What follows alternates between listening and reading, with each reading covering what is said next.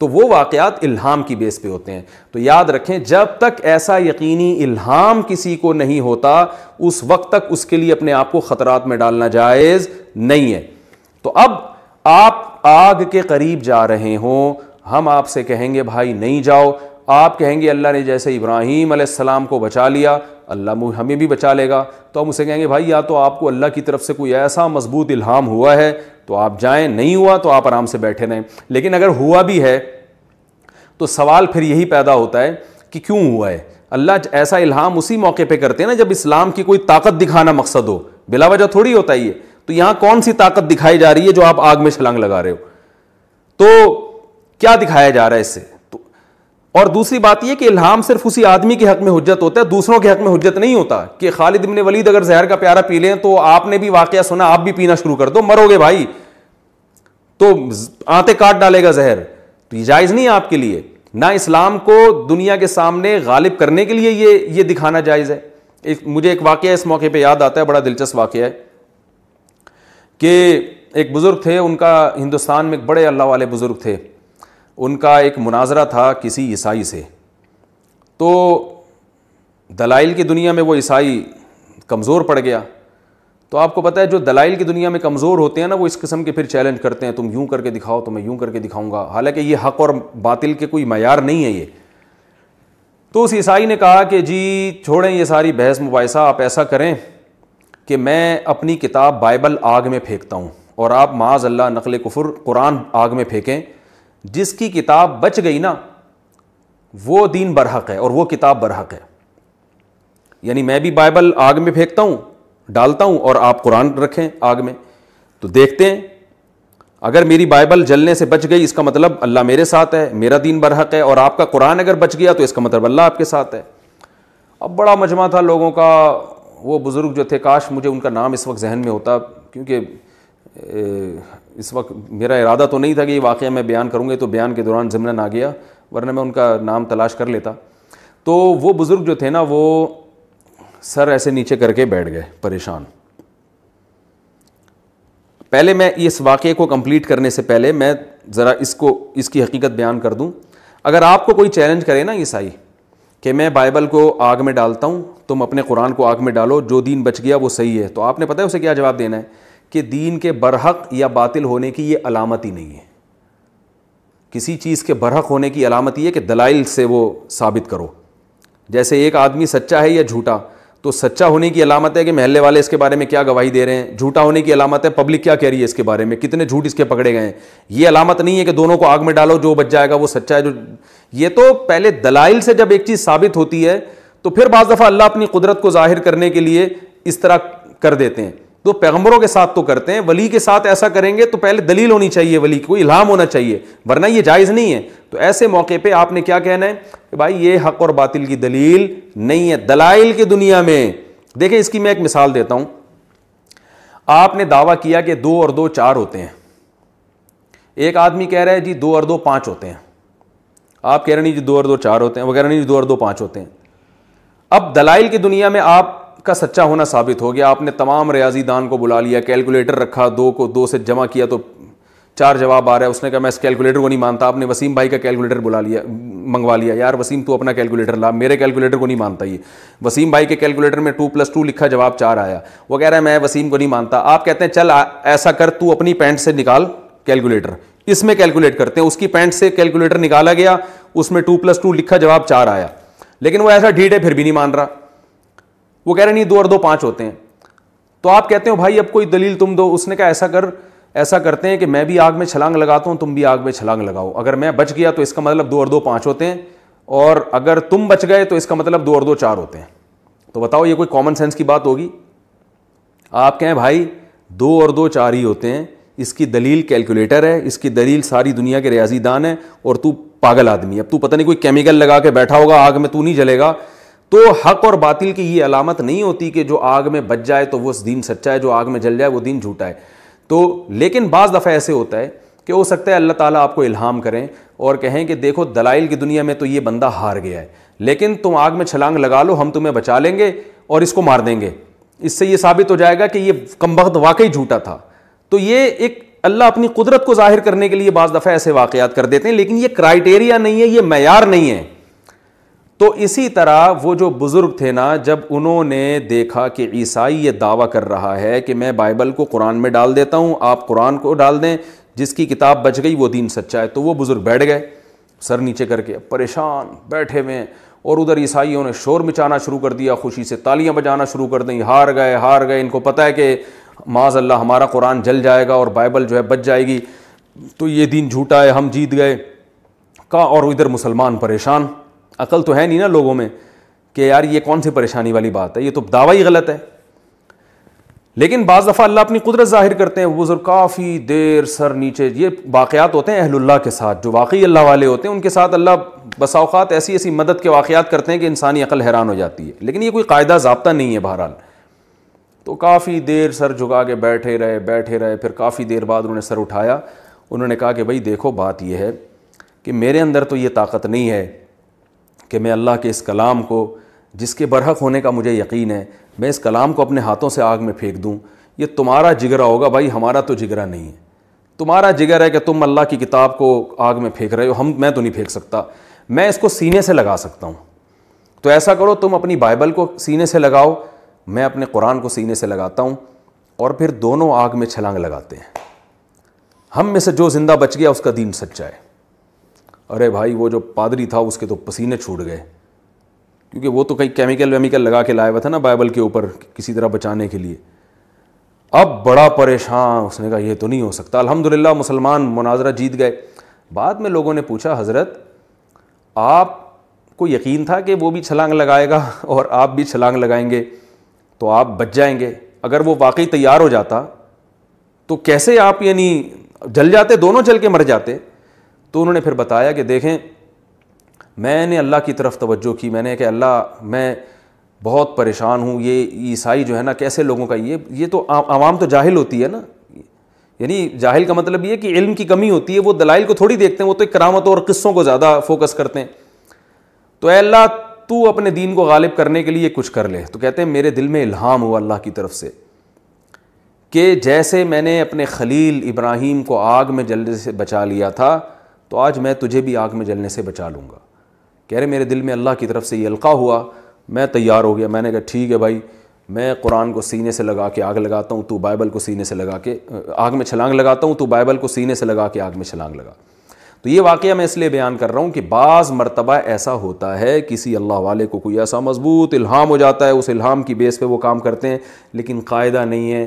آپ کو جب بھی کوئی مناظرے کی دعوت دے چھلانگ لگاؤ دیکھیں کون بچے گا، آپ کہیں بھائی جان چھلانگ لگانے کے لیے میرے پاس بہت ساری جگہیں ہیں، دبئی چلتے ہیں، وہاں وہ اسکائی ڈائیو جو ہوتی ہے نا وہ کرتے ہیں، پیراشوٹ سے وہاں سے چھلانگ لگاتے ہیں، اور آؤ چلو چرنا ساحل چلتے ہیں، وہاں بڑی زبردست ایک پوائنٹ ہے، تو وہاں سے اوپر سے چھلانگ لگاتے ہیں، وہ سمندر میں بڑا مزہ آتا ہے۔ تو یا ویسی چھلانگیں لگانے کا شوق ہو رہا ہے تو بیڈ پہ اچھلو چھلانگیں مارو۔ تو لیکن یہ کہ آگ میں چھلانگ لگانا یہ دنیا کے کسی مذہب میں نہیں لکھا، نہ کسی کتاب میں لکھا ہے۔ دلائل جو ہے نا آگ میں چھلانگ لگانے سے ثابت نہیں ہوتے، دلائل کی دنیا سے ثابت ہوتے ہیں۔ آؤ بحث کرو، ڈیبیٹ کرو، پتہ چلتا ہے کس کا دین سچا ہے۔ لیکن آپ اتنے اللہ والے ہیں، اتنے پہنچے ہوئے ہیں کہ اللہ آپ کو الہام کر دے تو لگا لے چھلانگ، گورنمنٹ کی طرف سے کوئی پابندی نہیں ہے، آپ نے بچنا ہی ہے، یقینی ہے اگر۔ لیکن ایسا الہام بہت کم ہوتا ہے، بہت کم لوگوں پر ہوتا ہے۔ تو اصول اور ضابطہ کیا ہے میرے بھائی کہ جب کوئی آگ کی طرف جا رہا ہے آپ اسے منع کریں گے بھائی نہیں جاؤ۔ اب آپ مجھے بتاؤ اس موقع پر اگر وہ یہ دلیل دیتا ہے کہ اللہ کی قدرت کے منکر ہو، ابراہیم کو اللہ نے بچا لیا تو مجھے نہیں بچائے گا، تو آپ کہیں گے بھائی صرف ایک اکیلے ابراہیم علیہ السلام ہی کو بچانے کی رپورٹ ہے اب تک، اس کے علاوہ جتنے بھی نیک ہوں یا برے ہوں آگ میں گئے ہیں تو جلے ہیں، وہ تباہ ہوئے۔ اور بعض ایسے ہوتے ہیں جن کے لیے اللہ آگ کو جنت بنا دیتا ہے، جیسے اصحاب الاخدود کو۔ تو یہ تو ایک معجزے ہیں، کرامتیں ہیں، لیکن اصول ضابطہ میرے بھائی یہی ہے کہ آگ کا کام ہے جلانا، ہم آگ سے بچنے کی کوشش کرتے ہیں۔ اسی وجہ سے رسول اللہ صلی اللہ علیہ وسلم نے بھی آگ سے بچنے کی کوشش کا حکم دیا۔ آپ نے فرمایا رات کو جب سو اور آرام کرنے کے لیے لیٹو تو چراغ کو گل کر دو، چراغ بجھا دو، فَإِنَّ الْفُوَيْسِقَةَ تَضْرِمُ النَّارَ عَلَىٰ أَهْلِهَا، اس لیے کہ یہ جو چوہا ہے نا یہ فاسق فاجر ہے، یعنی بڑا نالائق ہے یہ بعض دفعہ رات کو چراغ گرا دیتا ہے اور گرنے سے کیا ہوتا ہے کسی پردے میں کسی چادر وادر میں آگ لگ کے پورا گھر جل جاتا ہے۔ تو یہ آپ صلی اللہ علیہ وسلم کے الفاظ ہیں، یہ نہیں آپ نے فرمایا کہ رات کو چراغ گل کرنے کی بند کرنے کی ضرورت نہیں ہے، اس لیے کہ پہلی بات تو یہ کہ کیا پتہ کہ چوہا ہو بھی کہ نہ ہو، ہر گھر میں چوہے تھوڑی ہوتے ہیں۔ نمبر 2 اگر چوہا آ گیا تو ضروری ہے کہ وہ چراغی کی طرف جا کے اسی کو گرائے گا، اور چوہے کو دنیا میں دوسرے کام نہیں ہے، چوہا تو جاتا ہے زیادہ تر کھانے پینے کی چیزوں میں منہ مارتا ہے۔ تیسری بات یہ اگر اس نے گرا بھی دیا تو چراغ بجھ جائے گا، تو تمہیں بجھانے کی اور تکلف کرنے کی کیا ضرورت ہے، جا کے اٹھ کے پھونکے مار مار کے اپنی آکسیجن ضائع کر رہے ہو، پھونکے بلا وجہ اپنی پھونک ضائع کر رہے ہو، تو اس کو خود ہی بجھ جائے گا وہ جب چوہا گرائے گا۔ تو یہ ضروری تھوڑی ہے کہ کوئی پردہ ہو قریب میں یا بستر میں آگ بھی لگے، اور اگر آگ لگ بھی گئی تو آگ جیسے ہی لگتی ہے آنکھ کھل جاتی ہے، پانی ڈال دینا، ضروری تو نہیں کہ پورا گھر ہی جل جائے گا، لیکن نا نا نا نا نا نا نا احتیاط کے معاملے میں رسول اللہ صلی اللہ علیہ وسلم نے آخری اسٹیپ بیان کیا ہے کہ کیا جا رہا ہے بھائی چراغ گل کرنے میں، تمہیں ضرورت بھی نہیں ہے، سو رہے ہو تو پھر روشنی کی کیا ضرورت ہے، گل کر دو۔ اس بات کا امکان ہے کہ چوہا بھی ہو، نمبر 2 پھر چوہا آگ کی طرف بھی جائے، امکان بہرحال ہے، اس کا یقین نہیں ہے لیکن 1% بھی امکان ہو، ہے امکان۔ تیسرا پھر اس 1% میں سے 1% اس بات کا امکان ہے کہ وہ اس چراغ کو گرائے بھی، اور پھر 100 میں سے 1% اس بات کا بھی امکان ہے کہ وہ کپڑے میں کہیں آگ لگے بھی، اور پھر اس بات کا بھی امکان ہے کہ وہ پورا گھر جلا دے، تم اس میں جل کے راکھ بن جاؤ، تضرب النار علی اہل بیتہ، پورا اہل بیت کو تباہ و برباد کر دے وہ۔ تو نہ تو نبی نے یہ کہا کہ احتیاط نہ کرو، اور نہ رسول اللہ صلی اللہ علیہ وسلم نے یہ ارشاد فرمایا کہ کوئی بات نہیں چراغ جلتا رہنے دو، اگر آگ لگ بھی گئی، چوہے نے چراغ گرا بھی دیا اور گھر جل بھی گیا تو جلی جاؤ گے نا۔ تو میں نے جو شہید لوگوں کی فہرست بیان کی ہے کہ جن کو دنیا میں موت کی صورت میں شہادت کا اجر ملتا ہے، ان میں وہ بھی داخل ہیں جو جل کے مر جائیں، تو وہ بھی شہید ہی کہلاتے ہیں، تو کوئی مسئلہ نہیں ہے۔ نہ میرے بھائی ایسا نہیں کیا۔ تو میں سمجھا پا رہا ہوں اپنی بات کہ آج کل ہم جو دیندار کہلاتے ہیں ان کی سوچ میں اور رسول اللہ صلی اللہ علیہ وسلم اور قرآن و سنت جو ہمیں بتا رہے ہیں ان کی سوچ میں کتنا فرق ہے، کون سی چیز اٹھا کے ہم کہاں فٹ کر رہے ہوتے ہیں جو وہاں منطبق کرنے کی ہوتی نہیں۔ تو یاد رکھیں جیسے یہ دنیا کا اصول ہے کہ دنیا میں کامیابی اس کو ملے گی جو اسباب اختیار کرے گا، تبھی تو آج گوروں دنیا کے لحاظ سے غیر مسلم زیادہ کامیاب ہیں، کیونکہ دنیا کے لحاظ سے بہرحال انہوں نے کامیابی کے اسباب ہم سے زیادہ اختیار کیے، اس لیے اللہ نے ان کو نواز دیا دنیا میں۔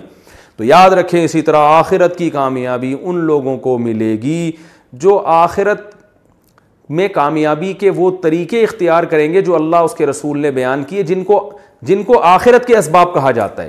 اور وہ آخرت کے اسباب کیا ہیں جو میں نے آیت پڑھی، وَذَرُوا ظَاهِرَ الْإِثْمِ وَبَاطِنَهُ، یہ پوری تمہید اس آیت کو سمجھانے کے لیے میں نے پڑھی ہے۔ یہ جو پوری تمہید میں نے اتنا لمبا بیان کیا نا، یہ صرف اس آیت کو سمجھانے کے لیے کہ اللہ نے بتایا ہے کہ جہنم کی آگ سے وہ بچے گا اور جنت میں وہ جائے گا جو فرائض و واجبات پورے کرے اور کبیرہ گناہوں سے بچے۔ وہ یہ اصول اور ضابطہ ہے۔ کبھی کبھار اللہ ان اصولوں کے خلاف کسی کو ویسے ہی بخش دیتے ہیں یا چھوٹی سی نیکی کام آ جاتی ہے، جیسے حدیث میں آتا ہے کہ ایک شخص نے پیاسے کتے کو پانی پلایا، اللہ کو اس پہ ترس آیا، اللہ نے بخش دیا۔ یہ قانون نہیں ہے، یہ ضابطہ نہیں ہے، یہ ایک اللہ کی قدرت ہے، جو جیسے حضرت مریم کو بغیر شوہر کے اولاد مل گئی، ابراہیم علیہ السلام آگ میں جل کے بھی بچ گئے، تو یہ ایسا ایک واقعہ ہے۔ ہم اس قسم کی حدیثوں سے استدلال کر کے گناہ پہ جری ہوتے ہیں کہ یار وہ ایک آدمی نے کتے کو پانی پلایا تھا، اس کے اللہ نے سارے گناہ بخش دیے، تو میں تو صبح پوری سبیل کھول کے بیٹھا ہوا ہوں، میں تو صبح شام کتے کے مالک کو بھی پانی پلا رہا ہوتا ہوں۔ اب جو بہنوں کی وراثت کم بخت کھا کے بیٹھا ہوا ہے اس کو نہیں دیکھتا کہ اصول یہ ہے کہ اللہ نے فرمایا کہ جو کسی کا مال کھاتا ہے، قانون قرآن میں الگ بیان کیا ہے، اللہ کی قدرت اور رحمت کے واقعات الگ سے بیان کیے ہیں، قانون کو فالو کرنا ہے ہم نے۔ جو الگ سے قدرت کے واقعات اور معجزے ہیں اور جو کرامتیں ہیں وہ اصول نہیں ہیں، وہ کرائٹیریا نہیں ہے، وہ معیار نہیں ہے۔ اصول اور ضابطے جو ہے وہ قرآن کی وہ آیات ہیں جن میں اللہ نے اصول اور ضابطے بیان کیے ہیں۔ زندگی ان اصولوں کو سامنے رکھ کے گزارنی ہے، زندگی معجزوں کو، کرامتوں کو اور اللہ کی رحمت کے جو استثنائی واقعات ہیں ان کو سامنے رکھ کے نہیں گزارنی ہے۔ کاش یہ بات کسی طرح سے کھوپڑی میں بیٹھ جائے ہم سب کی، جس کو دیکھو وہ سمجھتا ہے رمضان میں بخشا جاؤں گا، میں بالکل رمضان میں نیٹ کلین ہو جاؤں گا، چاہے اس کا عید کے دن فلم دیکھنے کا پروگرام ہو، چاہے وہ انٹرنیٹ پر بےہودہ چیزیں دیکھ رہا ہو لیکن وہ کتوں کو پانی پلا کے خوش ہو رہا ہوگا. ساری رات بیٹھ کے انٹرنیٹ پہ بےہودہ فلمیں دیکھے گا, صبح 2 کتوں کو روٹی ڈال دے گا اور حدیث سنائے گا کہ جی وہ ایک کتے کو بخش دیا تھا تو میں تو 6 کتوں کو پانی پلا چکا ہوں اب تک. تو بھائی یہ اصول تھوڑی ہے. تو ایک واقعہ ہے اللہ کی رحمت کا. قانون قرآن میں دیکھو بار بار, یہ جو میں نے آیت پڑھی اس میں اللہ نے یہ قانون بیان کیا ہے. ان الذین یکسبون الاثم, اللہ فرماتے ہیں یقیناً, قاعدہ یہی یقیناً انہ کے ساتھ بیان کیا جا رہا ہے, جو لوگ گناہ کما رہے ہیں سیجزون, بہت بڑی دھمکی, ان قریب ان کو بدلہ دیا جانے والا ہے. اس خوش فہمی میں نہ رکھنا, نہ رہنا کہ 2 کتوں کو پانی پلا دیا تو جیسے اس کو بخش دیا تھا تمہیں بھی بخش دوں گا میں. قانون نہیں ہے میرا, وہ قدرت ہے, وہ قدرت ہے تاکہ تم یقینی طور پر جہنم کے فتوے لوگوں پہ نہ لگاؤ. ایسا بھی ہو جاتا ہے, اللہ ایسے بھی بخش دیتا ہے بعض دفعہ ہوتا ہے. بھائی اصول نہیں ہے یہ. صحیح مسلم کی حدیث ہے, آپ صلی اللہ علیہ وسلم نے فرمایا اس امت میں بہت سے نمازی, بہت سے روزے دار بھی جہنم میں جائیں گے. تو صرف نماز پڑھ لینا بھی کافی نہیں ہے, صرف روزے رکھ لینا بھی کافی نہیں ہے.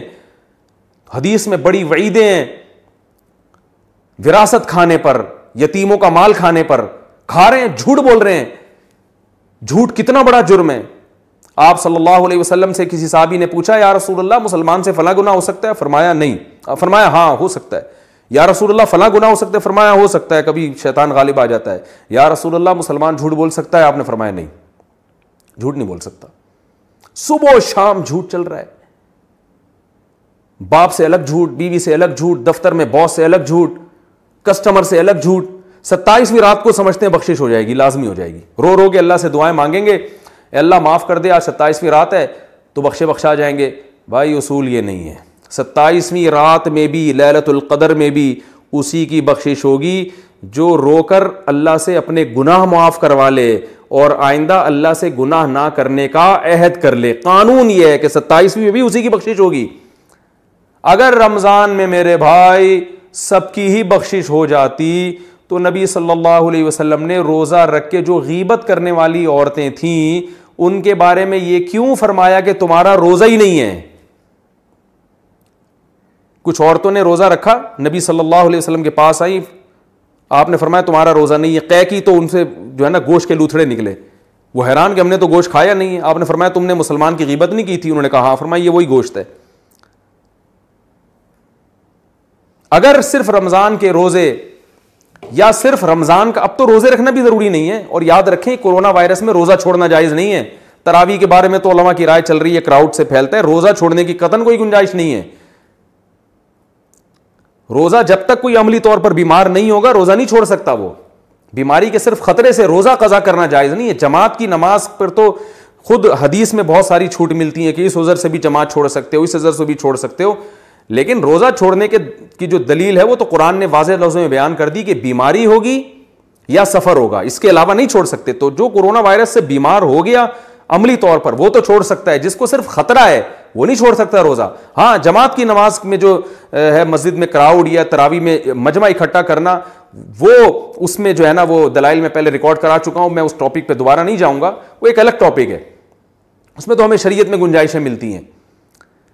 تو ہم یہ سمجھتے ہیں کہ دنیا کے معاملے میں ہم اسباب کو اختیار کیے بغیر نتیجہ حاصل نہیں کر سکتے, لیکن آخرت میں جو اللہ نے آخرت میں نجات کے جو اسباب رکھے ہیں وہ بغیر اختیار کیے ہم جنت میں چلے جائیں گے.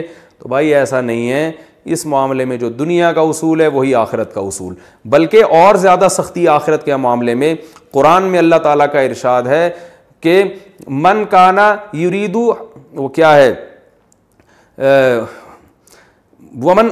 من کانا یریدو, سورہ بنی اسرائیل کی آیتیں اس وقت میرے ذہن میں نہیں آ رہی, وہ لفظ وہ الفاظ پورے نہیں آ رہے. آگے من کانا یرید العاجلہ, فرمایا جو اس دنیا کا ارادہ کرتا ہے نا, دنیا کی کوشش کرتا ہے, عجلنا لہو فیہا ما نشاء لمن نرید, تو جتنی دنیا وہ چاہتا ہے اتنی نہیں, جتنی ہم چاہیں گے اس کو دیں گے, اور دیں گے بھی اس کو جس کے بارے میں ہمارا ارادہ ہوگا. بسا اوقات دنیا میں آپ سبب اختیار کرتے ہیں وہ پھر بھی سبب ضائع ہو جاتا ہے, لیکن آخرت کے بارے میں اللہ نے کیا فرمایا کہ ومن اراد الآخرہ, جو آخرت کا سبب اختیار کرے گا تو اللہ فرماتے ہیں اولئک کان سعیہم مشکورا, ان کو لازمی اس کا نتیجہ ہم دیں گے, لازمی اجر ملے گا. تو میرے بھائی آخرت دنیا کے معاملے میں تو بڑے ڈیڑھ ہوشیار بنے ہوئے ہیں. یہاں تو کوئی یہ نہیں کہتا کہ روٹی نہیں کھاؤں گا تو کوئی بات نہیں, وہ خود بخود میرا پیٹ بھر جائے گا, اور میں آگ میں چھلانگ لگاؤں گا تو اللہ بچا لے گا, جیسے ابراہیم علیہ السلام کو بچایا تھا تو مجھے بھی بچا لے گا. یہاں کہتے ہیں نہیں بھائی وہ صرف ابراہیم علیہ السلام کو ہی بچایا, مجھے نہیں بچائے گا, اس آگ کو مجھ سے دور رکھو. لیکن آخرت کے معاملے میں جہاں بات آتی ہے تو وہاں ہم کہتے ہیں یار میں نہ بہنوں کی وراثت ادا کروں گا, نہ میں داڑھی رکھوں گا, نہ میں فرض نماز کی پابندی کروں گا, نہ میں والدین کے ساتھ حسن سلوک کروں گا, نہ میں بیوی بچوں کے حقوق ادا کروں گا, میں کتا خرید کے اس کو پانی پلاؤں گا روزانہ. تو فلاں صحابی کے بارے میں, فلاں شخص کے بارے میں حدیث میں آتا ہے اس نے کتے کو پانی پلایا تھا, جنت میں گیا تھا, تو میں 6 کتوں کو پانی پلاؤں گا, میں تو 6 دفعہ جنت میں جاؤں گا. تو بھائی جیسے آپ دنیا کے معاملے میں ایک ابراہیم علیہ السلام کے واقعے سے استدلال کر کے آگ کے قریب کبھی بھی نہیں جاتے, تو ایسے یاد رکھو حدیث میں جو اس طرح کے کچھ واقعات آتے ہیں, فلاں کے ساتھ اللہ کی رحمت کا یہ معاملہ ہوا, تو ان واقعات سے استدلال کر کے آپ اپنے اوپر اس کو بھی فٹ نہیں کر سکتے, کیونکہ دنیا میں جو اصول اور ضابطے اللہ نے کامیابی کے رکھے ہیں, دنیا میں کامیابی کے لیے انہی اصول کو فالو کرنا پڑے گا.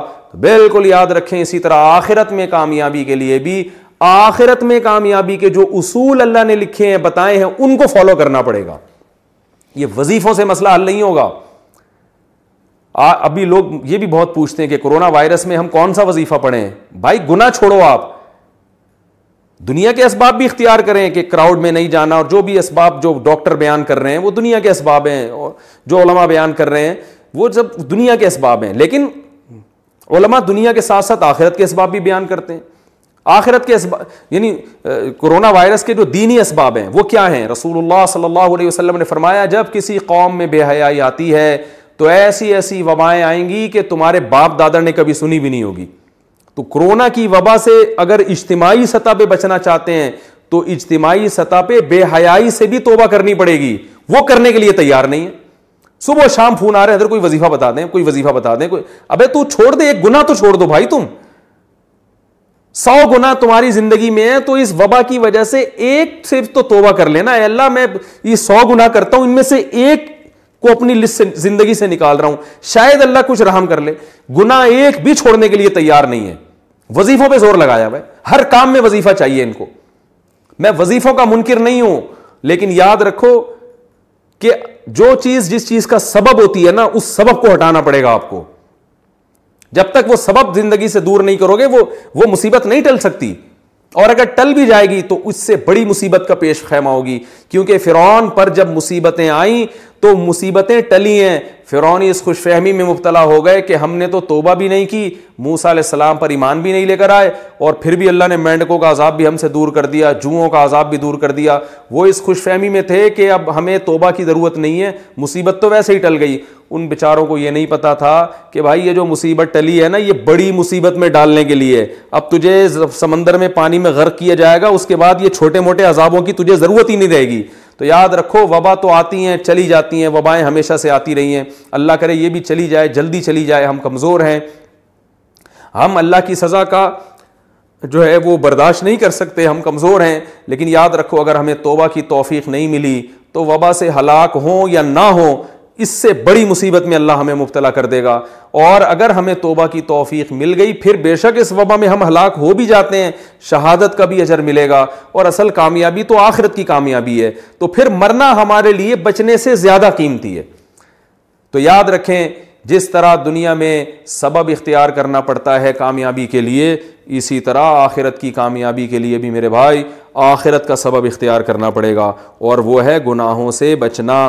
لوط علیہ السلام کی قوم پہ عذاب اس لیے نہیں آیا کہ وہ تہجد نہیں پڑھتی تھی, وہ اشراق نہیں پڑھتی تھی, یا لا الہ الا انت سبحانک انی کنت من الظالمین کی تسبیح نہیں پڑھتی تھی, بلکہ اس پر ایک گناہ تھا. وہ کیا گناہ تھا اس قوم میں؟ لڑکوں سے بدکاری. تو لوط علیہ السلام نے ان سے یہ نہیں کہا کہ تم فلاں وظیفہ پڑھ لو, فلاں 27ویں رات میں جاگ لینا, سب معاف ہو جائے گا. انہوں نے کہا سب کچھ کرنا پڑے گا بعد میں, پہلے یہ جو لڑکوں سے بدفعلی والا گناہ اس کو چھوڑو. وہ قوم اس کے لیے تیار نہیں تھی. شعیب علیہ السلام نے اپنی قوم کو یہ نہیں سمجھایا کہ لیلۃ القدر آئے گی تو فلاں عبادت کر لینا تو اگلے پچھلے سارے معاف ہو جائیں گے. شعیب علیہ السلام نے سمجھایا کہ سب سے پہلے جو ناپ تول میں کمی ہے نا یہ چھوڑو, یہ نہیں چھوڑو گے تو اللہ کا عذاب آئے گا. اور آیا, ناپ تول میں کمی نہیں چھوڑی, کسٹمر کو ٹھگنا نہیں چھوڑا, عذاب آیا, وہ قوم ہلاک ہوئی ہے. کسی قوم میں شرک تھا, کسی قوم میں ناپ تول میں کمی تھی, کسی قوم میں لڑکوں سے بدفعلی تھی. آج جتنی پچھلی قوموں میں گناہ تھے, آج ہم میں سارے گناہ موجود ہیں. لڑکوں سے بدفعلی بھی ہے, زنا بھی ہے, ماں باپ کو بنی اسرائیل میں جرم کیا تھا, ماں باپ کے ساتھ بدسلوکی, اس کو قرآن نے بیان کیا ہے. تو یہ سارے جرائم آج ہو رہے ہیں. لیکن ہمارا یہ پروگرام ہے کہ فلاں رات میں یہ کر لیں گے تو سارے اگلے پچھلے معاف, ہر چیز میں اگلے پچھلے سارے گناہ معاف ہو رہے ہیں. آپ کہہ سکتے ہیں نبی صلی اللہ علیہ وسلم نے تو خود فرمایا جو لیلۃ القدر کی عبادت کرتا ہے اس کے اگلے پچھلے سارے گناہ معاف ہوتے ہیں. اور بھائی یہ صحابہ سے فرمایا ہے جو گناہوں سے توبہ کر چکے تھے. جب انسان گناہوں سے توبہ کرتا ہے پھر بھی لاشعوری میں ایسی غلطیاں ہو رہی ہوتی ہیں جو اس کو پتہ نہیں ہوتی, اللہ کی نظر میں وہ بڑی ہوتی ہیں, ہم اس کو چھوٹا سمجھ رہے ہوتے ہیں. تو اللہ کے نبی نے خوشخبریاں دے دی, بھائی اگر ایسی کوئی غلطی ہوگی لیلۃ القدر میں عبادت سے وہ بھی معاف ہو جائے گی. تو یہ صحابہ اس کے مخاطب ہیں جو گناہوں سے بچا کرتے تھے, اور گناہ ہو جاتا تو رو رو کے اللہ کو منایا کرتے تھے. یہ وہ لوگ مخاطب ہیں جو بہنوں کی وراثت دبا کے نہیں بیٹھے ہوئے تھے, جو بیوی کے حقوق ادا کرتے تھے, اولاد کے حقوق ادا کرتے تھے, والدین کے حقوق ادا کیا کرتے تھے, صدقات و خیرات کیا کرتے تھے. ان کو بتایا گیا ہے کہ تم جب رمضان کے روزے رکھو گے اور رات کی تراویح اور عبادت کرو گے اور صدقات و خیرات کرو گے تو اور اونچے درجات ہو جائیں گے. اور ان بشری تقاضوں کی وجہ سے بعض دفعہ انسان کتنا ہی نیک ہو پھر بھی اس سے گناہ ہو جاتے ہیں, پتہ ہی نہیں چلتا اس کو. بعض دفعہ پتہ چلتا ہے لیکن وہ اس لیول کی توبہ نہیں کرتا جس لیول کی توبہ کرنی چاہیے. تو کوئی بات نہیں, 27ویں رات میں سب معاف ہو جائے گا. تو یہ ان لوگوں کے لیے, ہم جیسے بدماشوں کے لیے تھوڑی ہے. یہ کتنے لوگ کم بخت وراثت نہیں دے رہے, عمرہ کرنے جا رہے ہیں بہن کے پیسوں سے اور وہاں جا کے گناہ معاف کروا رہے ہیں. شب برات پر میسج آنا شروع ہو جاتے ہیں میرے پاس کہ میں نے کچھ کیا سنا ہو, کچھ غلطی کی ہو تو معاف کر دیں. تو میں پہلے تو اپنے دوستوں سے مزاح کیا کرتا تھا, میں ان سے کہتا تھا ٹھیک ہے 500 روپے دے دو معاف کر دوں گا. تو میں نے کیوں 500 کیوں دے دیں, میں نے کہا فری پکڑ کی معافی کا کیا تھا تو ایک وہ ہے گروپ میں بھیج دو, میں سے سب معاف کر دیں, یہ کیا معافی ہے. تو میں ویسے ہی ان سے مزاح کرتا تھا. تو آج ایسے ہی معافی مانگی جا رہی ہے, بہن کی وراثت دے نہیں رہے, بہن سے بول رہے ہوتے ہیں حج پہ جانے سے پہلے کوئی کچھ میں نے کیا کہا سنا ہو تو بہن معاف کر دینا. وہ بہن بھی بیچاری کیا کرے گی, معافی کرے گی وہ. ارے بھائی تو اس کے پیسے دے پھر معافی مانگ کے, اب تک جو میں نے اتنی تاخیر کی یہ پیسے پکڑو, یہ وراثت پکڑو, یہ طارق روڈ کی 4 دکانیں پکڑو, اور سسٹر میں نے جو 10 سال سے آپ کو وراثت نہیں دی دبا کے بیٹھا ہوں, میں معافی چاہتا ہوں اور آئندہ ایسی غلطی نہیں کروں گا. یہ اپنی پراپرٹی پکڑے, پھر ہے یہ معافی, پھر مزہ آئے گا. ابا اماں کو ستاتے رہتے ہیں, بد کلامی کرتے ہیں. قرآن نے کیا حکم دیا, وَخْفِضْ لَهُمَا جَنَاحَ الذُّلِّ مِنَ الرَّحْمَةِ, فرمائے رحمت سے اپنے ذلت کے بازوؤں کو جھکانے ان کے سامنے. چیخنا چلانا بدتمیزی کرنا, گھروں میں چیخو پکار ہو رہی ہے باپ کے سامنے ماں کے سامنے. عورت شوہر کی ناشکری ہے, شوہر سے اگر زیادتی ہوتی ہے اس کے احسانات تو دیکھو. اینٹ کا جواب پتھر سے دے رہی ہیں آج کل عورتیں اپنے شوہر کے سامنے. میں مانتا ہوں بڑے ظالم بھی ہوتے ہیں لیکن سارے ظالم تو نہیں ہوتے نا. میجورٹی تو ہمارے ہاں صحیح آدمیوں کی ہے, کچھ ہوتے ہیں خراب ہوتے ہیں, میجورٹی کی بات ہو رہی ہے. اب اگر اس نے کبھی سخت لفظ بات کر لی, کبھی کچھ غصے میں الٹے سیدھے الفاظ بول دیے, وہ بھائی گھر اس نے لے کے دیا ہوا ہے, گیس بجلی کا بل وہ دے رہا ہے, بچوں کی فیسیں وہ اٹھا رہا ہے, خانسامہ بنا ہوا ہے, سارا دن محنت کر رہا ہے, تمہیں تحفظ ملا. تم جو ان بچوں کو پال رہی ہو, خدا کی قسم مرد کا سایہ ہے, اگر یہ مرد کا سایہ نہ ہوتا ان بچوں کو اتنی عزت کے ساتھ نہیں پال سکتی تھی. اتنے احسانات کے باوجود, اتنے احسانات کے ساتھ اگر کبھی اس سے زیادتی ہو جاتی ہے تو برداشت کر لو. نہیں برداشت ہو رہا, ہر بات کا جواب, ہر بات شکایتیں, میرا میاں ایسا, میرا میاں ایسا, میرا میاں, سارے محلے میں بدنام کر کے رکھا ہوا ہے. اور اسی طرح معاملہ عورت کے ساتھ ہے. کتنے لوگ ہیں بیسک حقوق ادا نہیں کر رہے, بیویاں کما کے ان کمبختوں کو کھلا رہی ہیں, اور وہ جناب عمرے پہ جا رہے ہیں, اپنی آمدن ساری لگا رہے ہیں کہ جو ہے نا وہ صدقات و خیرات کر رہے ہیں اور پتہ نہیں کیا کر رہے ہیں, جو پہلے اللہ نے جن کا بنیادی بیسک حق بیان کیا ہے بیوی بچوں کا, اپنے ماں باپ کا, وہ ادا نہیں کر رہے. ایسی شکایتیں آتی ہیں کہ جی انہوں نے اپنے آپ کو دین کی خدمت کے لیے وقف کر دیا, بچوں کا پتہ ہی نہیں کہاں کون بچہ کہاں بیٹھا ہے, وہ فلم دیکھ رہے ہیں سینما گھر میں بیٹھ کے, یا وہ جناب باہر چرسیوں ہیروئنچیوں کے ساتھ بیٹھ رہا ہے. مائیں بیچاری بچوں کی فکر کر رہی ہیں اور وہ تربیت کی فکر کر رہی ہیں, کہہ رہی ہیں ہمارے میاں 24 گھنٹے تبلیغ میں ہوتے ہیں, 24 گھنٹے ساری دنیا کو ہر وقت بیٹھے کے پکڑ کے نا کچھ نصیحت کر رہے ہوتے ہیں. گھر میں بچوں کو ٹائم دینے کے لیے تیار ہی نہیں ہے, 1 منٹ کے لیے نہیں گھر میں بچوں کے پاس آ کے بیٹھتے. تو سب سے پہلا حق تو اپنے بیوی بچوں کا ہے. قوا انفسکم واہلیکم نارا, اللہ نے فرمایا سب سے پہلے اپنے آپ کو پھر اپنے گھر والوں کو جہنم کی آگ سے بچاؤ. ان کو بھی اور آگ سے بچانے کا مطلب یہ نہیں کہ ہر وقت لٹھ لے کے ان پہ بیٹھے رہیں, ان کو کچھ محبت بھی تو دیں, ان کو یہ احساس ہو. بچوں کو باپ کے بارے میں احساس ہونا چاہیے کہ جیسے ہی گھر میں آتے ہیں ابا کا نصیحت کا پروگرام نہیں شروع کر دیتے, بلکہ ابا کو ہم سے ویسے بھی محبت ہے, بیٹھتے ہیں گپ شپ لگاتے ہیں, خوش ہوتے ہیں, پھر نصیحت کرتے ہیں. تو گھر میں ٹائم نہیں ہے بالکل. ہر چیز میں اعتدال ضروری ہے. نہ عبادت میں اتنا غلوف کہ بیوی بچوں کے لیے ٹائم نہیں نکل رہا, اور نہ اتنا زیادہ بیوی بچوں میں مشغول ہو گئے گھر میں کہ وہ اللہ کو بالکل ہی, تبلیغ کو بالکل ہی بھول گئے. بیلنس نہیں ہے. جو جس چیز میں لگا ہوا ہے بس سمجھتا ہے اسی میں نجات ہوگی. ایسا نہیں ہے میرے بھائی, نجات ہوگی. قانون یہ ہے کہ اللہ کے حقوق بھی ادا کرنے ہیں, اللہ کی مخلوق کے حقوق بھی ادا کرنے ہیں, سب میں کو بیلنس لے کے چلنا ہے. ان میں سے کسی کا حق بھی مارا تو اللہ فرماتے ہیں سیجزون, ان قریب قیامت میں اس کا بدلہ دیا جائے گا. اللہ کا حق ضائع کیا نماز چھوڑ کے, اس پہ سزا ملے گی. حج فرض ہوا نہیں ادا کیا, اس پہ سزا ملے گی. نبی صلی اللہ علیہ وسلم نے فرمایا جس پہ حج فرض ہوا اور اس نے ادا نہیں کیا, ایک روایت میں آتا ہے کہ وہ یہودی ہو کے مرے, عیسائی ہو کے مرے, اس کی مجھے کوئی پرواہ نہیں ہے, ایک روایت میں آتا ہے. اور اللہ نے کیسی زبردست دھمکی دی کہ جو استطاعت کے باوجود اللہ کے گھر کی زیارت نہیں کرتا, فإن اللہ غنی عن العالمین, اللہ کو ان کی کوئی پرواہ نہیں ہے, اللہ غنی ہے. کتنی بڑی دھمکی ہے یہ. نماز چھوڑ دینا اللہ کا حق ہے. بعض لوگ کیا کر رہے ہیں, حقوق العباد میں بہت آگے ہیں, وہ ایک ٹائم کی نماز نہیں پڑھتے. جب ان سے کہا جائے آپ کیسی حرکت کر رہے ہیں, کہہ رہے ہیں بھائی میں دیکھو یہ ٹرسٹ بھی میں نے بنایا, یہ عیدی سینٹر میں اتنے پیسے دیتا ہوں, فلاں مدرسہ میرا ہے. او بھائی, جس اللہ نے صدقات و خیرات کا حکم دیا اس نے سب سے زیادہ حکم نماز کا دیا ہے. سب سے پہلے سوال نماز کے بارے میں ہوگا, یہ ٹرسٹوں کے بارے میں اور بیوہ کی خدمت کے بارے میں بعد میں سوال ہوگا.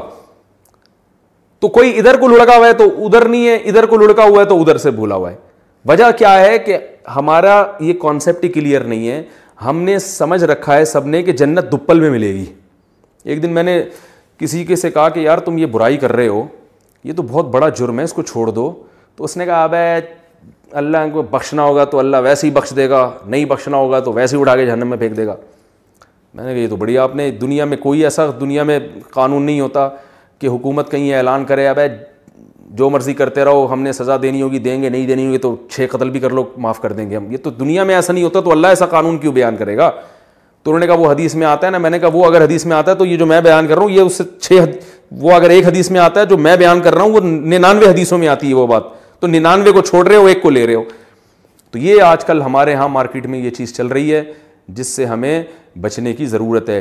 تو اللہ نے جو اصول بیان کر دیا وَذَرُوا ظَاهِرَ الْإِثْمِ وَبَاطِنَهُ, سارے گناہوں کو چھوڑنا پڑے گا. تو ابھی رمضان آنے والا ہے, اس سے پہلے اپنی ایک لسٹ تیار کریں. یار والدین کے معاملے میں میرا سلوک, بیوی بچوں کے معاملے میں میرے حرکتیں, اور تنہائی میں کیا کرتا ہوں, بری فلمیں تو نہیں دیکھتا, اور بد نظری تو نہیں کرتا, نماز میں سستی تو نہیں کرتا, اور جو ہے جتنے بھی گناہ ہیں, کہیں میں نے مالی لین دین میں گڑبڑ تو نہیں ہے, کسی کے پیسے میرے ذمے ہوں جو نہ دیے ہوں, یا اگر میں مر جاتا ہوں تو کسی کو کیا پتہ میں نے کس کے پیسے لیے, میں کوئی وصیت نامہ میں نے لکھا ہوا ہے. یہ ساری چیزوں کی لسٹ تیار کریں اور پھر آہستہ آہستہ گناہوں سے بچنے کی کوشش کریں. ٹھیک ہے ایک دم نہیں چھوڑے جاتے ہیں, تو پھر یہاں خوشخبریاں ہیں کہ جو چھوڑنا چاہے گا اس کو اللہ نے خوشخبریاں سنائی ہیں کہ جو میری طرف ایک بالش آئے گا میں اس کی طرف ایک ہاتھ آؤں گا, جو چل کے آئے گا میں اس کی طرف دوڑ کر آؤں گا, لیکن آنا پڑے گا. آنے کی ڈیفینیشن کیا ہے؟ وظیفے پڑھنا آنے کی ڈیفینیشن نہیں ہے.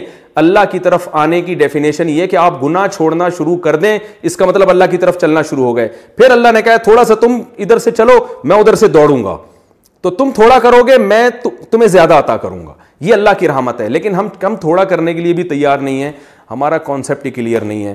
اللہ سے دعا ہے کہ اس رمضان کے آنے سے پہلے اللہ ہر قسم کے صغیرہ اور کبیرہ گناہ سے ہمیں بچنے کی توفیق عطا فرمائے, اور اللہ تعالی ہمارے عقیدوں کی, ہمارے نظریات کی بھی حفاظت فرمائے. سبحانک اللہم و بحمدک, نشہد ان لا الہ الا انت, نستغفرک و نتوب الیک, وما علینا الا البلاغ.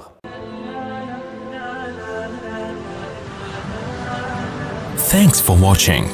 Don't forget to like, comment, share and subscribe to Mufti Tariq Masood Speeches channel.